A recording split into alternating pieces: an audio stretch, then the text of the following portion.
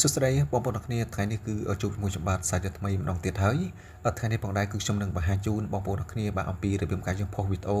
ក៏ដូចជារូបភាពបាទចូលនៅក្នុង page របស់យើងណាបាទកាលពីវគ្គមុនគឺខ្ញុំបានបង្ហាញជូនបងប្អូនអរគ្នាម្ដងរួចមកហើយអំពីរបៀបការយើងផុសវីដេអូ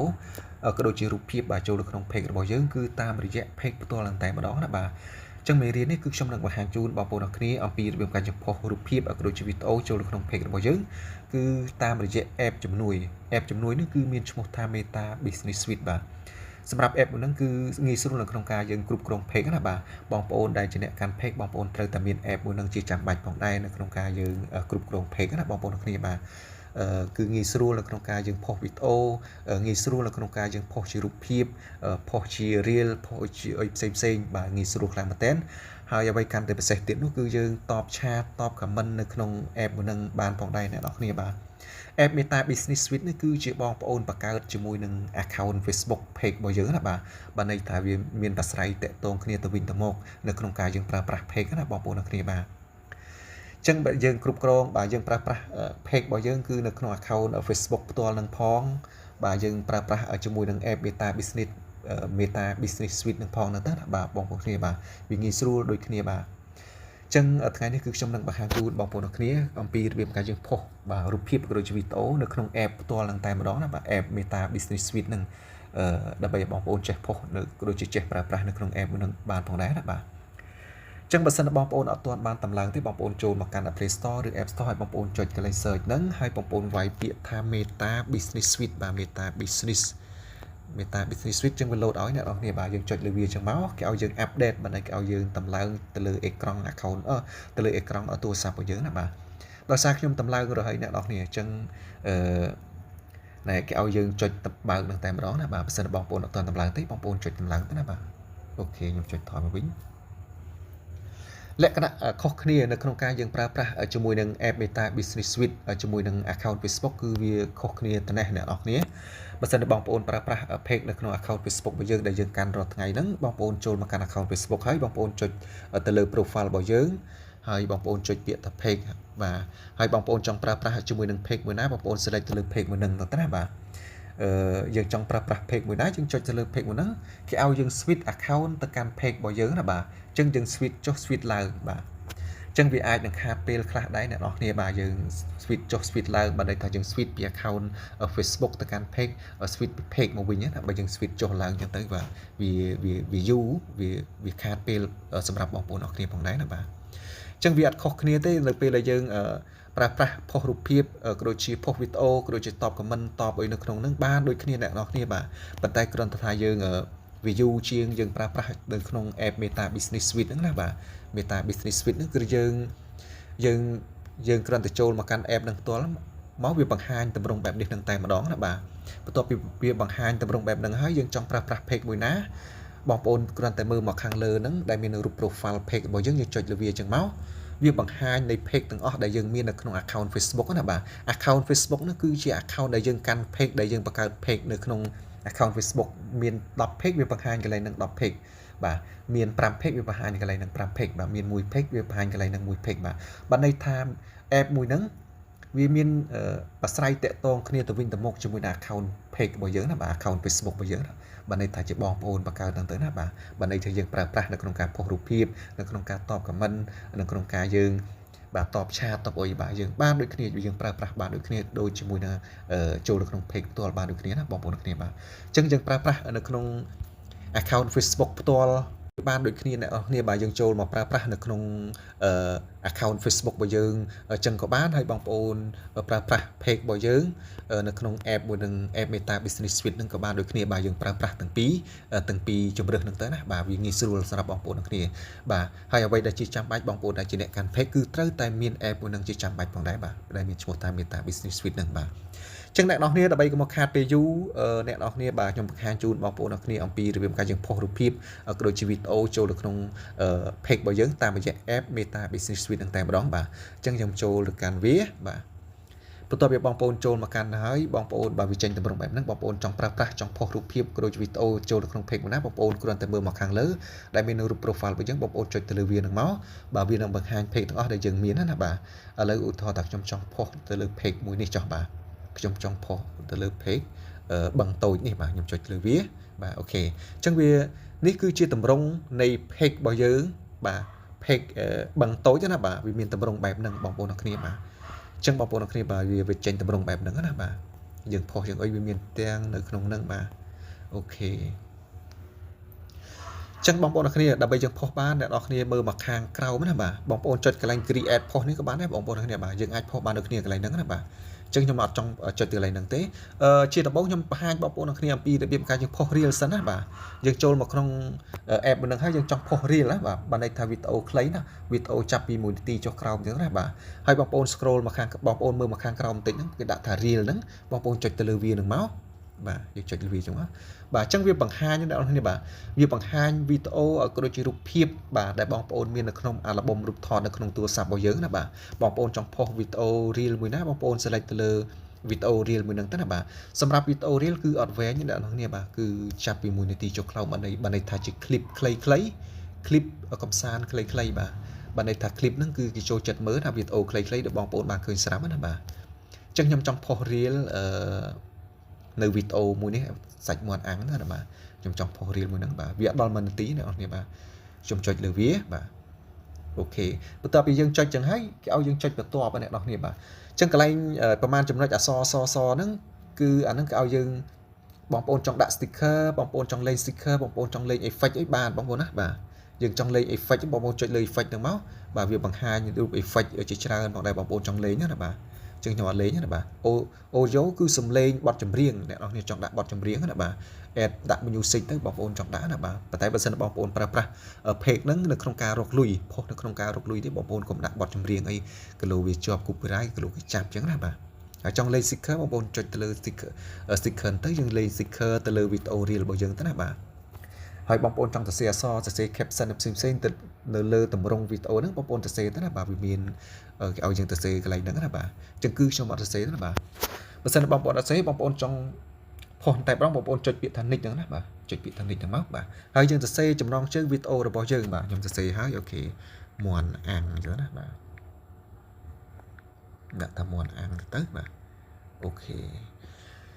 ចឹងបន្ទាប់ពីបងប្អូនសរសេរចំណងជើងនេះហើយបងប្អូនចង់ hashtag បាទដូចគ្នាជាមួយនឹងយើងប្រើប្រាស់ជាមួយនៅក្នុង page ផ្ទាល់ហ្នឹងតែម្ដងបងប្អូនចង់ hashtag បងប្អូនគ្រាន់តែចុចទៅលើជើងជ្រូកបាទហើយបងប្អូនចុចសញ្ញាលេខបូកដែលនៅខាងឆ្វេងដៃហ្នឹងសហ្នឹងយើងចុចមកបាទហើយយើងសរសេរមកយើងសរសេរយើងចង់ hashtag social media ណាដែលល្បីណាបាទវីដេអូ viral ចឹងណាវីដេអូ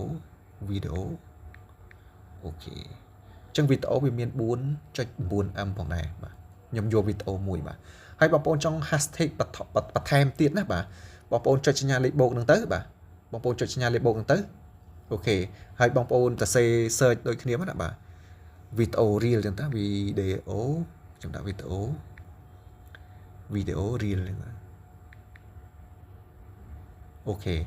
2.8M បាទខ្ញុំចុចអូខេអញ្ចឹងយើង hashtag បាន2ណាបងប្អូនគ្នាបងប្អូនចង់ hashtag ឲ្យបាន 4-5 ចំណុចបងប្អូនចុចទៅតាមនឹងទៅណាបាទបន្ទាប់ពីបងប្អូន hashtag ចឹងហើយបងប្អូនអ្នកគ្នាបាទមិនខាងក្រោមមិនទាន់មើលទៅណាបាទ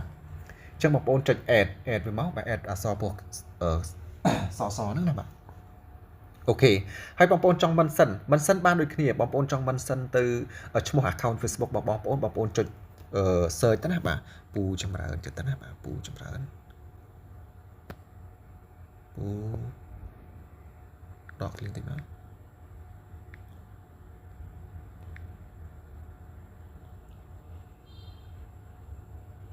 ចឹងវាអត់ឲ្យដោយសារវាអ៊ីនធឺណិតវា slow អ្នកនរគ្នាបាទខ្ញុំចុចនេះមកបាទmention យកចុច mention ទៅមកអូខេនេះពូចម្រើនខ្ញុំ mention ចម្រើននៅពងធំចឹងណាបាទអញ្ចឹងបងប្អូន search account Facebook ណាដែលបងប្អូនចង់ mention ទៅណាបាទយើងអាច mention បានដូច page បានដូចគ្នាអ្នកនរគ្នាបាទអញ្ចឹងបន្ទាប់ពីបងប្អូនរៀបចំអញ្ចឹងណាបាទរៀបចំអញ្ចឹងហើយរៀបចំយើងចំណងជើងយើង hashtag រួចរាល់អស់ហើយបងប្អូនមើលមកខាងក្រោមគេដាក់ថា public now បើសិនបងប្អូនផុសឥឡូវបងប្អូនយក select លើ public now ណាបាទ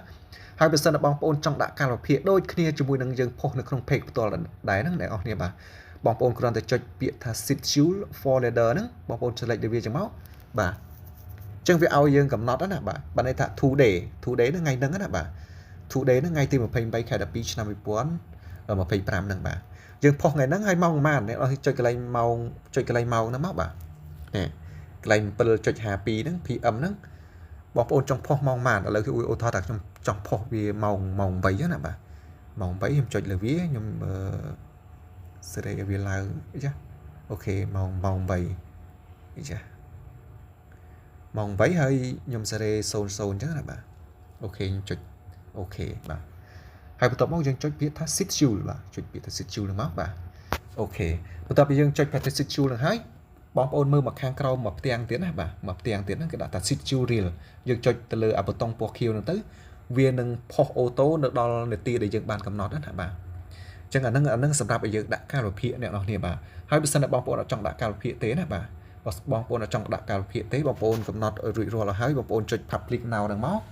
ហើយបងប្អូនចុចពាក្យថា share reel ហ្នឹងតែម្ដងណាបាទចុចពាក្យថា share reel ហ្នឹងទៅបាទវានឹងទៅអូតូហ្នឹងតែម្ដងណាបាទឥឡូវខ្ញុំចុចពាក្យថា share reel បាទអញ្ចឹងវាទៅអូតូអ្នកនរគ្នាវីដេអូដែលយើងផុសមិញណាបាទអូខេអាហ្នឹងគឺសម្រាប់ឲ្យយើងផុសវីដេអូreel វីដេអូខ្លីណាបាទចាប់ពី1នាទីចុះក្រោមបាទអញ្ចឹងសម្រាប់យើងផុសវីដេអូវែងអ្នកនរគ្នាបាទសម្រាប់យើងផុសវីដេអូវែងអ្នកនរគ្នាចុចសញ្ញាលេខបូកដូចគ្នាបាទអូខេយើងផុស reel យើងចុចកន្លែង reel អ្នកនរគ្នាណាបើបញ្ជាក់បន្តិចយើងផុស reel ចុចកន្លែង reel ណាបាទដូចខ្ញុំបង្ហាញមិញហ្នឹងអញ្ចឹងផុសវីដេអូវែងបានន័យថាវីដេអូហ្នឹងគឺចាប់ពី5នាទីឡើងទៅបងប្អូនចុចសញ្ញាលេខបូកហ្នឹងមកបាទចុចសញ្ញាលេខបូកចឹងហើយបងប្អូនចុចពាក្យថាផុសបាទចុចពាក្យថាផុសហ្នឹងអាខាងលើគេបំផុតណាបាទអាទី2ហ្នឹងគឺ reel គឺយើងអាចផុសនៅក្នុងនឹងបានដូចគ្នាណាបាទអញ្ចឹងយើងចុចពាក្យថាផុសហ្នឹងមកអូខេអញ្ចឹងវាបង្ហាញវីដេអូក៏ដូចជារូបភាពបាទនៅក្នុងអាល់ប៊ុមរូបថតរបស់យើងណាបាទបងប្អូនផុសវីដេអូចាប់ពី5នាទីឡើងទៅណាបាទយើងផុសទៅបងប្អូនជ្រើសរើសវីដេអូណាដែលបងប្អូនចង់ផុសទៅណាបាទឥឡូវខ្ញុំជ្រើសរើសយកវីដេអូមួយដើម្បីបង្ហាញជូនដល់អ្នកនរគ្នាណាបាទ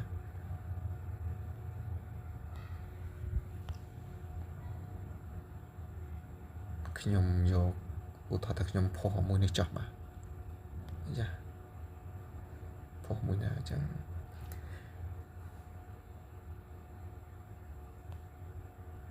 ខ្ញុំផុសអានេះចោះបាទខ្ញុំយកអានេះបាទវីដេអូខ្លីតែខ្ញុំផុសនៅកន្លែងតម្រងវីដេអូវែងណាបាទអញ្ចឹងបន្ទាប់ពីបងប្អូន select ទៅលើវីដេអូដែលបងប្អូនចង់ផុសនឹងហើយបាទបងប្អូនចុចពាក្យថា nick ហ្នឹងមកអូខេហើយយើងសរសេរចំណងជើងដូចគ្នាអ្នកនរគ្នាបាទសរសេរថាមន់អាំងទៅថាបាទមន់អាំងអូខេមន់អាំងអញ្ចឹងមកបាទអាំងមកអូខេហើយយើងចង់ hashtag ដូចគ្នាបងប្អូនចុចទៅលើត្រង់ជ្រូកនឹងមកបាទបងប្អូនចុចសញ្ញាលេខបូកហើយបងប្អូន search viral ឲ្យ3ណាបាទខ្ញុំ search មួយវីដេអូ reel ណាបាទខ្ញុំយកមួយបាទខ្ញុំ hashtag ទៅមួយទេអ្នកនរគ្នាបាទខ្ញុំចុច hashtag ទៅមួយទេហើយបងប្អូនចង់ mention ដូចគ្នាបាទហើយបងប្អូនចុច mention ទៅលើ account Facebook ក៏ដូចជា page មួយណាដែលបងប្អូនចង់ mention ទៅណាបាទខ្ញុំจะ mention មួយទៀតបាទអូខេបន្ទាប់ពីបងប្អូន mention ក៏ដូចជា hashtag ទៅហើយបងប្អូនចុចពាក្យថា nick ហ្នឹងទៅណាបាទអញ្ចឹងវាមានតម្រងខុសគ្នាខ្លះនៅក្នុងការយើងផុសរូបភាពក៏ដូចជាវីដេអូនៅក្នុង app Meta Business Suite ហ្នឹងបាទវាមានតម្រងខុសគ្នាជាមួយនឹងយើងផុសនៅក្នុង page ផ្ទាល់ណាបាទប៉ុន្តែយើងប្រើប្រាស់បានដូចគ្នាអ្នកនរគ្នាណាបាទបងប្អូនកុំភ័យថាផុសនៅក្នុង app នេះអត់មាន view ផុសនៅក្នុង page ផ្ទាល់វាមាន view អត់ទេបងប្អូនគ្នាគឺយើងផុសបានដូចគ្នាណាបាទapp ហ្នឹងគឺជា app ជំនួយសម្រាប់ឲ្យយើងប្រើប្រាស់ page ណាបាទគឺជាយើងផុសទៅមាន view បានដូចគ្នាអ្នកនរគ្នាណាបាទអញ្ចឹងបងប្អូនចង់ផុសឥឡូវបងប្អូន select ទៅលើ public now ហ្នឹងទៅណាបាទហើយបងប្អូនចង់ដាក់កាលវិភាគបងប្អូនដូចដែលខ្ញុំបង្ហាញនៅកន្លែង reel មិញបងប្អូនចុច select ទៅលើ set schedule អីចា set schedule folder ហ្នឹងបងប្អូនកំណត់តាមថ្ងៃខែទៅតាមហ្នឹងទៅណាបាទអញ្ចឹងអាហ្នឹងគឺខ្ញុំអត់ផុសខ្ញុំអត់ដាក់កាលវិភាគទេគឺខ្ញុំផុសឥឡូវហ្នឹងតែម្ដងបាទបងប្អូន select ទៅលើ public now ហ្នឹងហើយបងប្អូនមើលមកខាងក្រោមបងប្អូនចុចពាក្យថាpublish បាទpublish បងប្អូនចុចទៅលើវាមកបាទអូខេអញ្ចឹងវាផុសអ្នកនរគ្នាបាទអញ្ចឹងវាកំពុងតែដើរអ្នកនរគ្នាណាបាទអញ្ចឹងអាហ្នឹងរបៀបនៃការយើងផុសនៅក្នុង app Meta Business Suite បងប្អូនគ្នាណាបាទអាហ្នឹងយើងបងប្អូនវាងាយស្រួលអញ្ចឹងបាទយើងគ្រាន់តែចូលមកយើងចូលមកកាន់ page របស់យើងផ្ទាល់បានយើងអត់ពិបាក switch ចុះ switch ឡើងនៅខាត់ពេលណាបាទអញ្ចឹងយើងប្រើទាំងពីរជម្រើសទៅអ្នកនរគ្នាបាទយើងប្រើប្រាស់នៅក្នុង page ផ្ទាល់ផងយើងប្រើប្រាស់នៅក្នុង app នឹងផងទៅណាបាទយើងស្រាប់ យើងតបខមមិនបាទយើងតបខមមិនអូខេគេយើងតបឆាតដែលគេឆាតមកហ្នឹងណាបាទយើងតបខមមិនយើងតបឆាតទៅគេទៅណាបាទយើងបងប្អូនចង់តបឆាតឲ្យស្រួលងាយស្រួលបាទហើយយើងកំណត់មុខងារឲ្យផ្សេងនៅក្នុង app ហ្នឹងក៏បានដូចគ្នាបាទរបៀបនៃការយើងដាក់របៀបនេះគឺយើងកាត់ដាក់កំណត់នៅបានន័យថាauto reply ណាបាទ auto reply យើងកំណត់នៅក្នុងនឹងក៏បានដូចគ្នាបាទអញ្ចឹងវីដេអូក្រោយចាំខ្ញុំបង្ហាញជូនបងប្អូនអ្នកគ្នាណាបាទអញ្ចឹងវីដេអូរបស់ខ្ញុំគឺមានតែប៉ុណ្្នឹងទេអ្នកនរគ្នាណាសង្ឃឹមតែអ្នកនរគ្នាអាចចេះផុសបានដូចគ្នាណាបាទអរសូមអរគុណ